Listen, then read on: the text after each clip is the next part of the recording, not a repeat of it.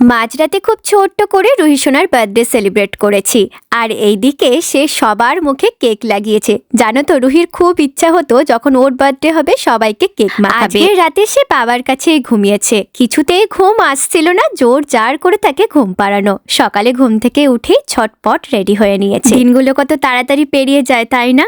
আজকে রুহি সোনা স্কুল যাচ্ছে তার বার্থডেতে। সেই ছোট্ট বেবিটা আজকে কতটা বড় হয়ে গেছে, কত মজা করে স্কুলে যাচ্ছে। আজকের দিনটা প্রচন্ড ঠান্ডা ছিল, জানো, বাইরে এখনো কুয়াশা। একটু দেরি করেই তাই বেরিয়েছিলাম। মামামকে হাম্পু দিয়ে টাটা বলে সে ক্লাসে গেছে। আমি বাইরেই খানিকক্ষণ ওয়েট করছিলাম। হাতগুলো যেন জমে যাওয়ার মতো অবস্থা।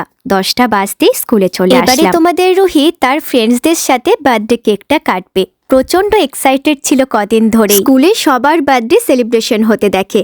আজকে রুহি সোনা কেক কাটবে সব ফ্রেন্ডসদের সাথে। রুহির সাথে আরো 3 জনের বার্থডে ছিল, তাই একসাথে ওরা কেক কাটিং করলো।